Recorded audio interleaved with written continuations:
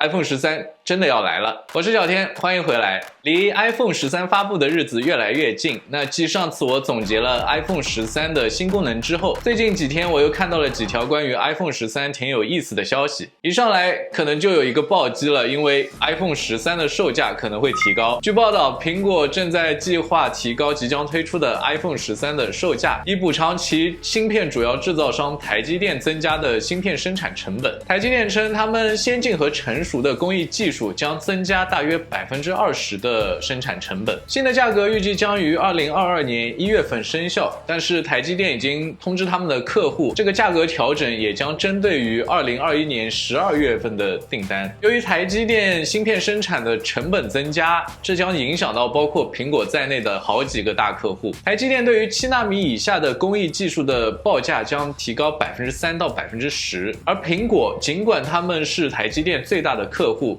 他们常年的订单量也占据了台积电整个营收的20%以上，苹果还是会经历3%到5%的价格上涨。不过已经不愧是最大的客户了，相比3%到10%的提价，苹果3%到5%听上去还是要少了不少。果然做生意还是要跑量啊！所以作为补偿成本增加的一种方式，苹果正着眼于提高 iPhone 13系列的售价，以减轻成本上升对其盈利能力的影响。受影响的可能不仅仅是 iPhone 13系列，苹果可能为其准备推出的其他设备系列都设定一个更高的价格。讲完坏消息，我们再来说说好消息，那就是 iPhone 13可能会用上升级版的面部识别功能，可以在即使是佩戴口罩和镜片起雾的情况下，依然能够用面部解锁。有线密称，苹果正在测试这么一款新的 Face ID 硬件。新的硬件正如我刚刚所说，即使你不佩戴 Apple Watch， 在你戴着口罩和眼镜起雾的情况下，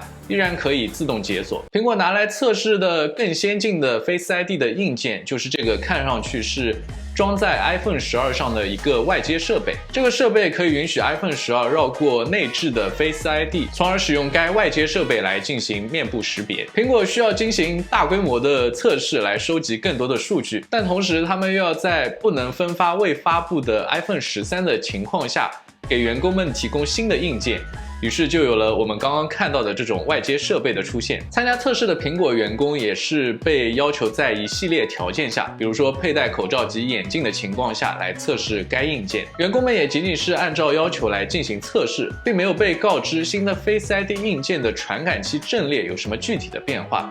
这也很合理。不过这个正在测试的 Face ID 的阵列和今年早些时候 iPhone 13 CAD 中的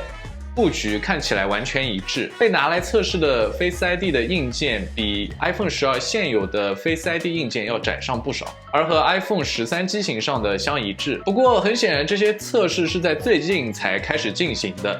而 iPhone 13还有大约半个月就要发布和发售了，所以现在很显然就有2种可能性了。第一种就是苹果已经为 iPhone 13搭载了这个全新的 Face ID 硬件，所以苹果现在正在测试它的软件，因此即使最新的功能在发布的初期还无法使用，但在不久的将来，当软件进行更新和适配时，新功能就可以用上了。那另一种可能性就是这些硬件还都处于测试当中，它们也没有被用在 iPhone 13上面，所以我们要在更未来的 iPhone 中才能够看到它们的出现了。既然今年的 iPhone 13机型不会推出屏下指纹，那对于这样一个新的功能，我个人还是挺期待的。因为我没有 Apple Watch， 然后因为疫情的关系，每天都需要佩戴口罩，而且我又戴着眼镜，所以在很多需要 Face ID 解锁的情况下都不太方便。